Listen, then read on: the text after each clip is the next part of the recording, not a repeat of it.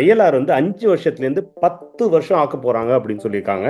அதை பத்தி தான் ஃபுல்லா பேச போறோம். நிறைய பேருக்கு நிறைய குவரிஸ், நிறைய பேர் வந்து அதை பத்தி நிறைய கமெண்ட்ஸா போட்டுட்டு இருக்கீங்க. 99% வந்து எக்ஸிஸ்டிங் ஆட்களுக்கு இது அப்ளிகபிள் ஆகாது. புதுசா வரவங்களுக்கு தான். அதுவும்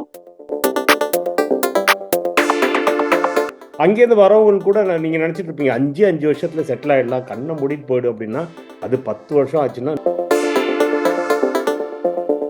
ஆனா ஐஎல்ஆருக்கான லாங்குவேஜ் ரிக்குவயர்மெண்ட்டை B1ல இருந்து B2க்கு இன்க்ரீஸ் பண்றாங்க. கவர்மெண்ட் என்ன பார்க்குது அப்படின்னா, மக்கள் வந்து இங்க நிறைய இமிகிரன்ஸ் வந்து செட்டில் ஆகுறாங்க. அதனால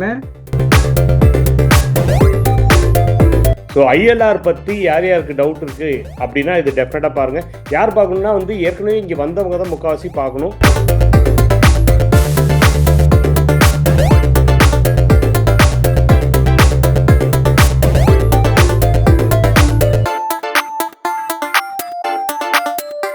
எல்லாருக்கும் வணக்கம். இது உங்கள் லண்டன் தமிழ். நீங்களா எப்படி இருக்கீங்க? சூப்பராக இருக்கேன். மெயினாக ஐஎல்ஆர் வந்து 5 வருஷத்துலேருந்து 10 வருஷம் ஆக்க போகிறாங்க அப்படின்னு சொல்லியிருக்காங்க.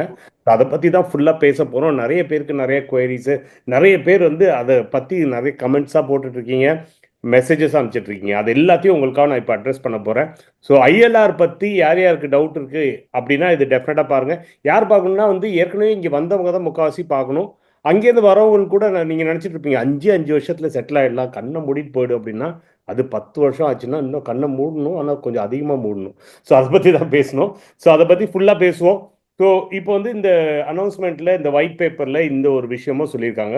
5 to 10 days, சாரி 10 days இல்லை, நல்லா இருந்திருக்கும் 10 days இருந்தால். 10 yearsல வந்து ILR indefinite leave to remain அப்படிம்பாங்க.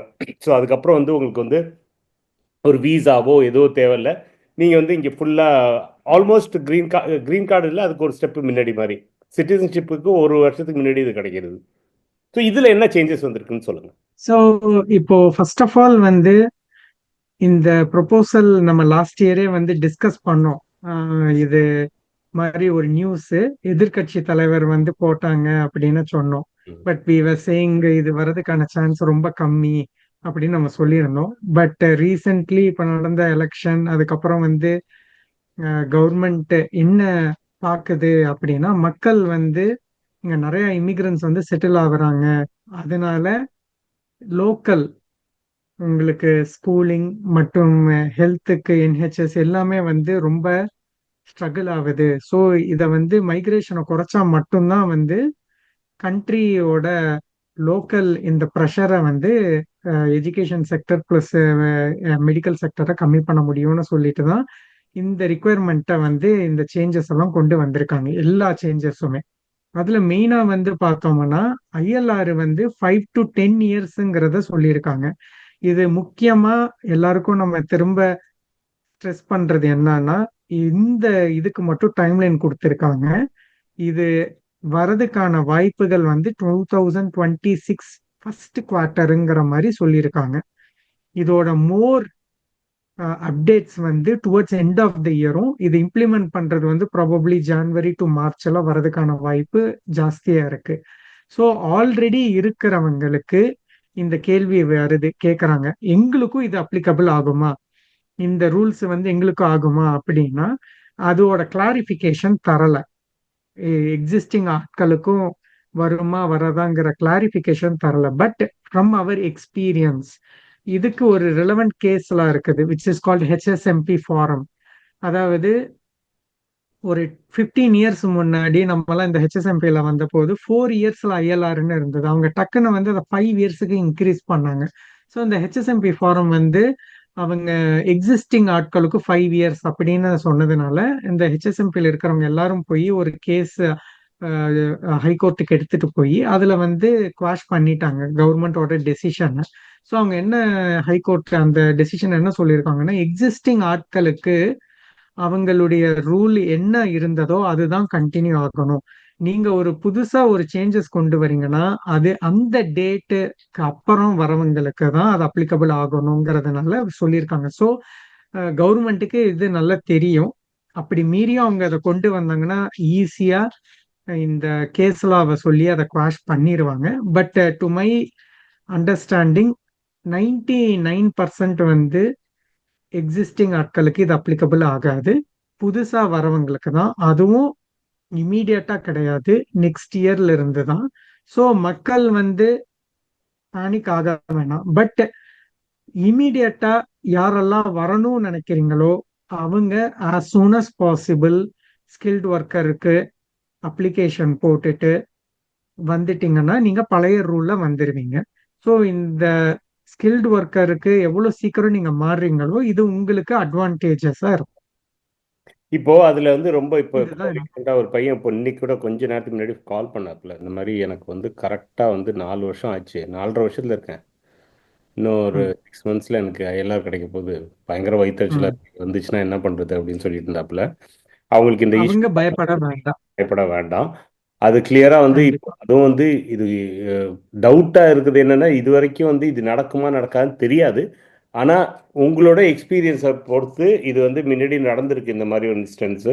அங்க வந்து கவர்மெண்ட்டுக்கு அகெயின்ஸ்டா ஒரு கேஸை போட்டு அந்த அந்த ரூலிங்கை திருப்பி குவாஷ் பண்ணியிருக்காங்க.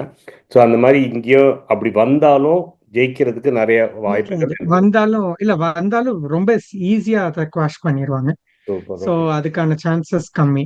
ஸோ ஸோ அதனால கரண்ட்லி பயப்பட வேண்டாம். மக்கள் வந்து எக்ஸிஸ்டிங்கா இருக்கிறவங்க பயப்பட வேண்டாம். ஆனா வரணும்னு நினைக்கிறவங்க இம்மீடியட்டா பண்ணுங்க. ஏன்னா சூப்பர். வெயிட் பண்ணீங்கன்னா இதுக்கப்புறம் உங்களுக்கு எல்லாமே வந்து டிலே ஆயிடும். சூப்பர். வேற சரிங்களா? ஏதாச்சும் நம்மளுக்கு இந்த 5 to 10 year ரூல்ல ஏதாச்சும் நம்மளுக்கு அப்டேட் கொடுக்கணுமா? ஃப்ரம் திஸ் 5 to 10 இயர்ஸுக்கு வேற எதுவும் இல்லை. ஆனா ஐஎல்ஆருக்கான லாங்குவேஜ் ரிக்குவயர்மெண்ட்டை B1ல இருந்து B2க்கு இன்க்ரீஸ் பண்றாங்க. ம். ஸோ இது வந்து மக்கள் கவனிக்கணும். நம்ம மற்ற கிரைட்டீரியாலையும் சொல்லியிருக்கோம். English language requirement across the board எல்லா இதுக்குமே இன்க்ரீஸ் பண்றாங்க. ஸ்கில்டு ஒர்க்கருக்கு 4.0லேருந்து 5.5 B1 to B2.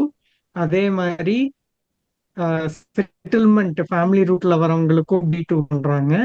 Plus skilled ஒர்க்கர்லயும் பண்றாங்க. இதுல இன்னொரு சேஞ்ச் என்ன சொல்லியிருக்காங்கன்னா, இதுல வந்து 10 to 5 years சில பேருக்கு எக்ஸம்ஷன் கொடுக்கறோம். அது யாருன்னா ரெண்டு கிரைட்டீரியா சொல்லியிருக்காங்க. எக்கானமிக்கும் சொசைட்டிக்கும் கான்ட்ரிபியூட் பண்றவங்க. எக்கானமிக்கு கான்ட்ரிபியூட் பண்றதுன்னா அதிக டாக்ஸ் பே பண்றவங்களுக்கு 5 இயர்ஸுக்கு குறைக்கிற மாதிரியும், பிளஸ் இந்த ஹெல்த் செக்டர்ல இருக்கிறவங்க வந்து சொசைட்டிக்கு கான்ட்ரிபியூட் பண்றாங்க, டாக்டர்ஸ், நர்சஸ், அவங்களுக்கும் வந்து 5 இயர்ஸா கண்டினியூ ஆகும் அப்படிங்கிறத சொல்லியிருக்காங்க. ஸோ சர்டன் கிரைட்டீரியால இருக்கிறவங்களுக்கு still it will be 5 years. But across the board மற்றவங்க எல்லாருக்குமே வந்து ஓவராலா இருக்கிறவங்க, சாதாரணமா இந்த ஷாப்ல வரவங்க இனி வர முடியாது. மற்ற சுமாரா ஐடில வரவங்க இல்ல வேற ஏதாவது இன்ஜினியரிங் அந்த மாதிரி வரவங்களுக்கு எல்லாம் 10 இயர்ஸா தான் இருக்கும். இப்போ வந்து இந்த இது சொன்னீங்கல்ல, எக்ஸாம் இங்கிலீஷ் டெஸ்ட் வந்து இப்போ மாத்த போறாங்கன்னு, இதுவும் வந்து புதுசா வரவங்களுக்கு தான் அப்ளை ஆகுமா இல்ல இப்போ ஏற்கனவே புதுசா வரவங்களுக்கு தான். இல்ல ஐஎல்ஆருக்கு போகும்போது இங்கிலீஷ் லெவல் மட்டும் அவங்க மாத்துறாங்க அப்படின்னா எக்ஸிஸ்டிங் ஆட்களுக்கும் அது அப்ளிகபிள் ஆகும். ஸ்கில்டு ஒர்க்கர்ல இருக்கிறவங்களுக்கு இப்போ உதாரணத்துக்கு அந்த டைம் போகும்போது லைஃப் இன் தி யூகே டெஸ்டோட போர்ஷனை மாத்துறேன்னு சொல்லியிருக்காங்க, அதோட சிலபஸை. ஸோ அவங்க அந்த சிலபஸை தான் படிக்கிற மாதிரி வரும். அதே மாதிரி இங்கிலீஷும் வந்து ஐஎல்ஆருக்கு அதுக்கு முன்னாடியே மாத்திட்டாங்க அப்படின்னா யாரெல்லாம் ஐஎல்ஆருக்கு போறாங்களோ அந்த டைம்ல அவங்க B2வை மீட் பண்ணணும். அப்போ ரெண்டு புரியுதுங்களா? விஷயமா பார்க்கும்போது ரொம்ப கிளியரா இருந்துக்குங்க. ஒன்று வந்து புதுசா மெயினா வந்து இந்த 10 year ரூல் வந்து புதுசா வரவங்களுக்கு தான் அப்ளை ஆகும், இப்போ இருக்கவங்களுக்கு அப்ளை ஆகாது. அது ரொம்ப கிளியரா இருக்கு.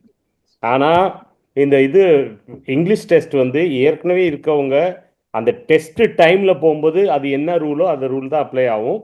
இப்போ இதுல ஃபார் எக்ஸாம்பிள் இந்த அடுத்த ஃபர்ஸ்ட் குவார்டர்னு சொல்றாரு, 2026 ஜான்ல வந்து வருதுன்னு வைங்க. அது சப்போஸ் நீங்கள் இதில் ஃபெப்ரவரியில் நீங்கள் டெஸ்ட் எழுதுறீங்கன்னா நீங்கள் புது ரூல் படி தான் எழுதுவீங்க. அந்த புது ரூலுக்கு பார்த்தீங்கன்னா உங்களுக்கு வந்து இது இங்கிலீஷ் டெஸ்ட்டில் உங்களுக்கு 5.0 எடுத்து தான் பாஸ் ஆகணும்னா 5.0 எடுத்தால் தான் உங்களுக்கு வந்து ஐஎல்ஆர் கொடுப்பாங்க.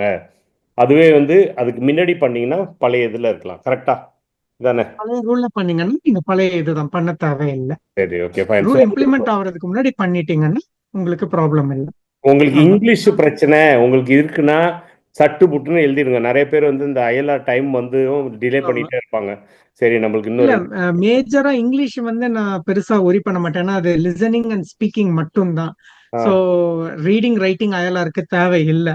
ஓகே. ஸோ அதனால அதுல வந்து ஆல்ரெடி 5 இயர்ஸ் இருக்கிறவங்க எல்லாருமே ஈஸியா அதை பண்ணிடுவாங்க. எனக்கு தெரிஞ்சு 99% பண்ணிடுவாங்க. ஸோ அது வந்து ஒரு பெரிய பாதிப்பு இருக்காது. மெயினா இந்த 5 to 10 இயர்ஸ் தான் வந்து மக்கள் ஒரி பண்ணணும். ஆமா. Super. Thank you very much. Okay. So வேற ஏதாச்சும் கொஸ்டின்ஸ் இருந்தால் கொடுங்க. நம்ம வந்து இன்னொரு எபிசோட்ல பார்ப்போம். தேங்க்யூ. பை.